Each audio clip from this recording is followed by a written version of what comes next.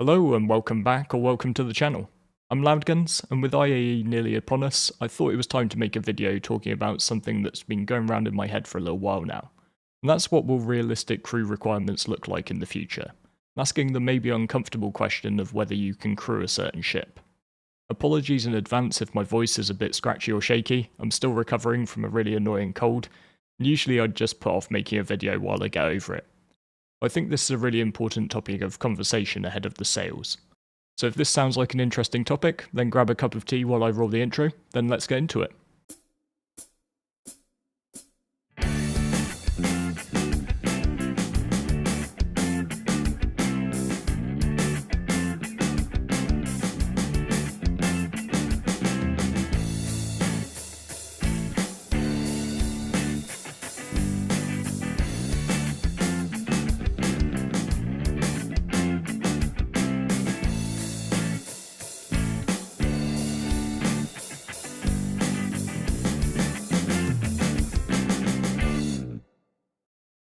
So a quick caveat to everything I'm going to say in this vid.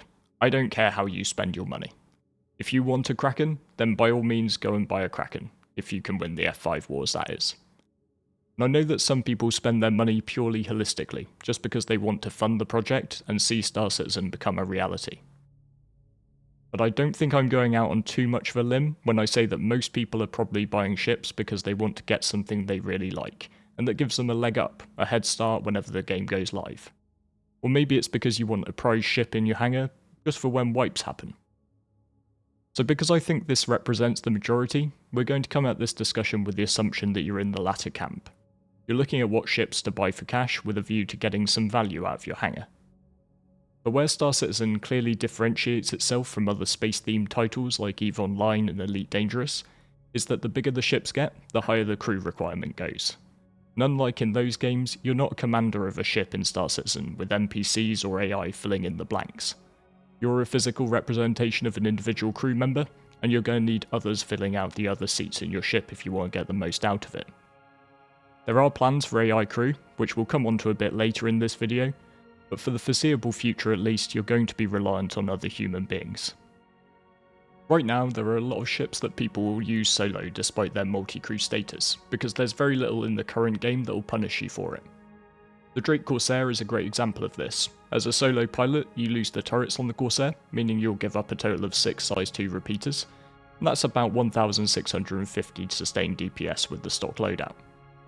However, with 6 weapons under direct pilot control, amounting to the lion's share of your damage at just over 2.4k of sustained DPS, the ship still works for a lone player, and it's highly competitive for things like PvE combat, compared with ships designed to be used solo.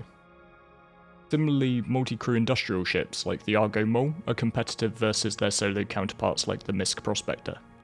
Sure, it can be a bit of a hassle getting in and out of the pilot seat. You get the benefits of additional ore capacity and the ability to equip more varied, larger lasers.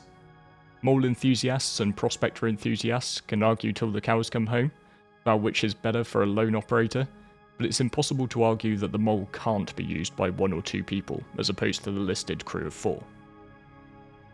However, with the introduction of engineering gameplay and changes to the flight model as seen in CitizenCon, I think we're likely looking at an inflection point in the game, and in the not too distant future we'll start to see some separation, with multi-crew ships actually requiring a crew to remain operational.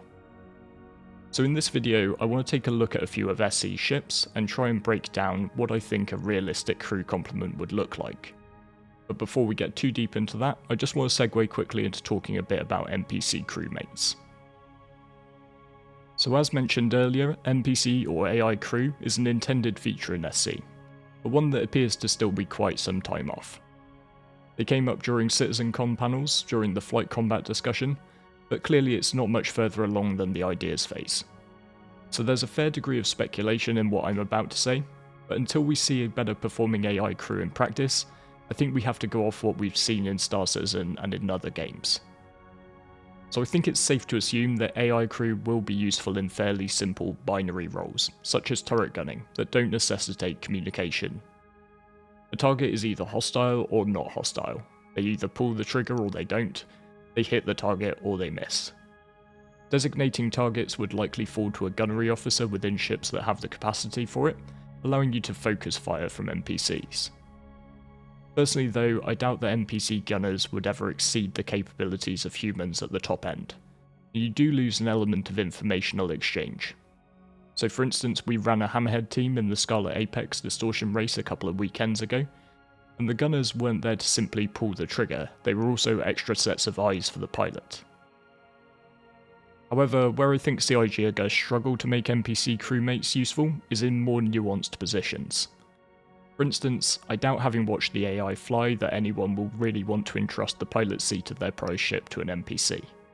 And similarly, having watched the engineering demonstration, I struggle to see how an AI engineer could replace humans in this role, either in the chief engineer position which requires communication and problem solving, or even just running around the ship fixing things as they break. AI that can successfully navigate the internal hallways of ships, access components and effect repairs is something I'd be really happy to be wrong about, but I'd also need to see to believe. And even when we look at positions like operating mining lasers, I think you're always faced with a risk if you entrust AI to do the job. Hypothetically, you could bulk out your mole crew with NPC bobs to get all the lasers operational. And harkening back to CIG's points about NPCs having characteristics, you should theoretically be able to find some with a high mining skill. But there's always got to be a chance that they roll a 1 and get a critical fail. With other humans, this is where communication is vitally important. I've been on enough mole crews to experience that oh no moment, where thanks to a quick call out and timely response from the pilot, superheated chunks of rock have flown past the window, as opposed to totaling the ship. So the bottom line for me is that longer term we can probably factor NPC crew in to bulk out ships in simpler roles, but we shouldn't be relying on them to fill the lion's share of seats on most ships. And this to my mind is a good thing, because even if you are solo or part of a small crew, I don't think you should really want CIG to make it so that you can hire 50 NPCs to fill out your Javelin. The problem is that if you can do that and it's efficient to do it, then it also becomes efficient to play that way for bigger organisations, and before you know it, your one Javelin is facing off against 50 Javelins, and getting deleted every time you take it out of the hangar. So to illustrate my points, I'm going to take a look at a few of Star Citizen's bigger ships, and ask the question of how many people you'll need to crew them effectively. And one thing that's come up as I've been working my way through this, is how my numbers for max crew count are quickly exceeding what CIG have put themselves on the ship matrix. Now it could be that I am wildly off in my expectations, or it could be that this is another case of the matrix of lies, and that as the game and the ships have been further developed and fleshed out, nobody's gone back and updated the matrix. If I were a gambling man, then my money would be on the latter. I'm also going to make some assumptions about how CIG will separate out some bridge roles on larger ships, bring in more requirements to have co-pilots and fellow officers if you want to maintain control over the ship's systems. It would in most cases, looking at the layout of ship bridges, have to be about 3 people, a pilot to fly the ship, a co-pilot to handle systems power, and a scanning officer to operate your ship's sensors as scanning gameplay receives its long-awaited update. To some people this might seem excessive, but taking a look at some of the more newly designed ships like the RSI Scorpius Antares, we can see how CIG are moving towards separating roles on even relatively small 2-person ships, with the pilot in this instance unable to access the ship's key QED and EMP systems. First up is one of my personal favourites that you can get your hands on in-game right now, the Anvil Carrack. This ship has the potential to be one of SC's most versatile long-distance explorers. I think, since the key focus of it isn't particularly combat themed, that it's one where the gap between min and max crew might be the widest. How many crew you have on board may just dictate whether or not you take or run from a potential fight. I've put together these manifests for my examples to try and visualise the crew and their roles. And certainly to start with, I'm thinking about what a maxed out crew would look like with all the viable roles covered by at least one person. I think the Carrack is still small enough that somebody can fly it and command it at the same time, or the captaincy could fall to someone filling out one of the other roles, since you wouldn't have too much on your hands. But as mentioned in the intro to this section, I do think you'll be splitting the traditional pilot role between 3 people with a dedicated co-pilot and scanning officer. On top of this, you've got space for 4 turret operators, one of which could be handled from the bridge, while the other 3 require a person in the seat. And when the new engineering gameplay hits, you're also going to need somebody at the engineering station, who I've labelled the Chief Engineer. And in order to actually deal with any damage or malfunctions, they'd need at least one other person, if not two, to direct to fix things up. And similarly, while medical gameplay right now is pretty limited, I'd expect it to get iterated on in the not too distant future, so you might need to allow for a ship's doctor to man the Carrack's medical bay. Finally, the Carrack has the capacity to carry both a snubcraft like a Pisces and a couple of ground vehicles, so if you want to use these for missions, you're going to want to consider an away team of 2 to 3 players. So if you were to have all of these roles filled, I think you'd be looking at 12 to 14 people. But at the same time, I do think in a pinch you could collapse this all the way down to around 5, if you were willing to run things a bit riskily. This way you would have at least capacity to fill out all the turrets along with the pilot seat. But with 5 crew, you're foregoing having anyone in the engineering role, so the moment you start taking damage, you'd have to consider sacrificing firepower in order to redirect crew to deal with incoming damage. That dip in firepower might then just provide a window for you to take more damage, since you've got less of your guns keeping enemies off you. Similarly, by forgoing a dedicated away team, you're going to be leaving the ship undermanned whenever you send some of your crew off in the Pisces. And this might be a completely acceptable risk, since you've got the option of keeping the Carrack itself more out of harm's way. If trouble finds you, then you're going to be at a severe disadvantage. So moving up a bit in scale, the RSI Polaris got an update at CitizenCon, and according to the current schedule looks to be the first combat cap ship to come off the line. So I know there's bound to be some hype and excitement around it at this IAE. However, while the ship matrix has got the crew count at between 6 and 14, I personally think at the top end you'd be a lot more comfortable with a crew of 20 or more.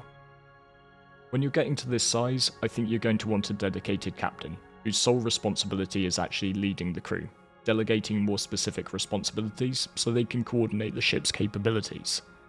And if the ship is being used as part of a larger fleet, then they're going to want to maintain comms with other ships. On top of this, you'd need your 3 officers to handle piloting, co-piloting and scanning. Then I think you need to add in a dedicated weapons officer to manage the Polaris' torpedo payload and coordinate the ship's 7 turret gunners. As a ship designed to go headfirst into a fight, I don't think engineering is going to be something you can gloss over this time.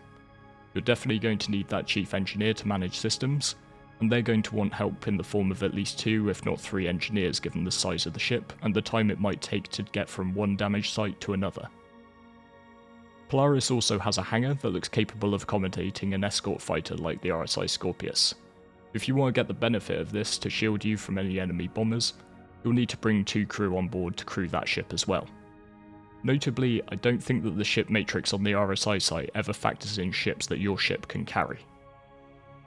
And finally, I've included a security detail of 3 Marines on board. CIG have been clear that they want to move towards a combat system with far higher time to kill.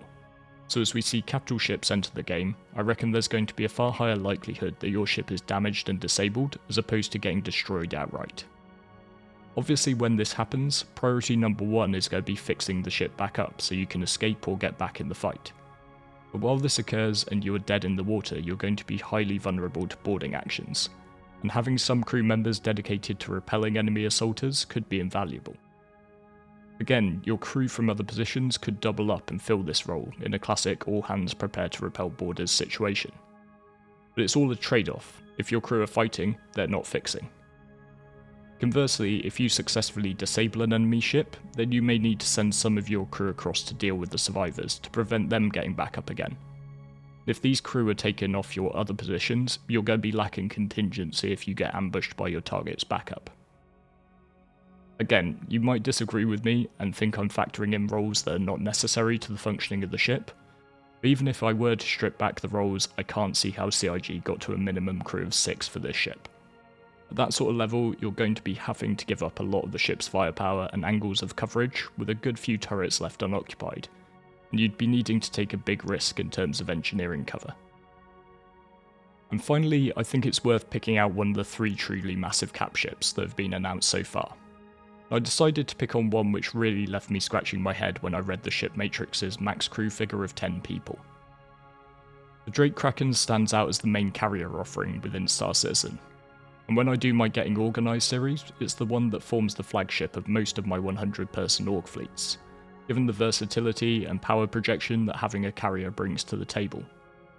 But to be honest, I only think it starts to make sense when we think about operations of this sort of scale, since when I sat down to work through crew members for this ship, I came out more in the region of 30 to 35. When we're talking in these numbers, I think it just cements the need to have a captain dedicated to coordinating all of the different officers and crew making this type of ship function. And similarly, you would want the full suite of bridge officers to cover piloting, co-piloting and scanning. For anyone thinking this is all a bit excessive, I'd really highlight contingency as a secondary reason for fleshing out your bridge crew. Just imagine that you've got 30 plus people together on a ship, and then your pilot's internet goes down. You're not going to want just one individual on board who can handle flying it. As well as a weapons officer to coordinate your 9 turret gunners, seriously CIG, how is the max crew 10? I've also included an officer responsible for flight control. At stations and major landing zones, we can obviously fall back on the ATC. If you want to avoid your light fighters smacking into the Kraken and messing up your paintwork, I think you'd want someone in charge of when they're taking off and landing. Speaking of which, at a low estimate, I think you're going to need 8 crew to actually form your squadron, and give you some real combat capability.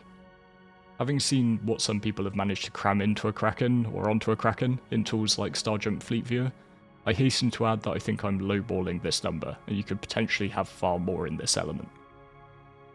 And finally, as a concession to the ship's sheer size, I'm of the belief that you're going to want to bulk out your engineering team to 5 or 6, as well as the main engineer, and your security detail to at least 5 marines. The thing that makes the Kraken so cool, its landing pads, also make it relatively easy as a ship to imagine boarding. If you don't have any dedicated FPSs on board, you might find yourself just surrendering the bridge and handing over the keys to your ride far too easily. And this I think really hammers home the point I'm trying to make with this video. We've got a Discord with thousands of members, and I'd probably say hundreds that are actively playing the game regularly. But once you factor in time zones and real life, we're able at peak times to raise about 100 people for a specific event or org operation. That all takes considerable time and planning from officers, and I'm not saying this to knock the efforts of any of my own crew or anyone else who's doing similar things. I think it's fantastic and only likely to grow as more and more people get into the game. But what I am saying is that the crew don't come with the ship when you buy it. It's something you have to build and nurture if you want it to happen. And when you get bigger and bigger groups of people working together, it takes more investment in communication in order to make things actually get off the ground. And I strongly encourage as many people as possible to get involved with this sort of thing. Our door's always open, you can find the link to our Discord down in the video description, and there are plenty of orgs within the game catering to all types of people. Because while this vid might have seemed like a bit of a cautionary tale, it's actually something I think is a huge positive for Star Citizen. I want my MMOs to actually be massively multiplayer, and for me the idea that cap ships take significant amounts of people working in concert to run is incredibly exciting. While I won't ever tell you how to spend your money, now more than ever my major piece of advice ahead of this IAE is not to put the cart before the horse. Simply having a certain ship doesn't entitle you to a crew to fly it with. Find the crew first, and to be quite honest, you might find that someone else already has the ship.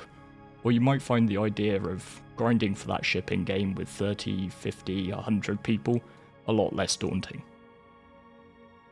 So I hope this was an interesting video, and while like many of you I might be getting lost and caught up in the hype around IAE and any new ships that it might reveal, I'm kind of glad I made this first, and it might help to ground some of that hype with a bit of reality. And please don't consider this as a video of me hating on solo players, it's really not. I just think that if CIG really want to cater to soloists and smaller groups a bit more, they'll look at introducing more variety and scale within smaller ships. The RSI Zeus series is a really good sign for me in this regard, as I can see for example a small bounty hunting crew working their way up from a budget-conscious Drake Blue into a more premium RSI Zeus MR. I'd love to see a lot more of this, where the utility and power of ships can increase without the size and crew count getting out of hand every time. But with all that said, please do let me know what you think down in the comments, and if you enjoyed the content, please consider hitting the like and subscribe buttons. Thank you very much for watching all the way to the end, and I look forward to seeing you next time, after I've had quite a bit of lemsip.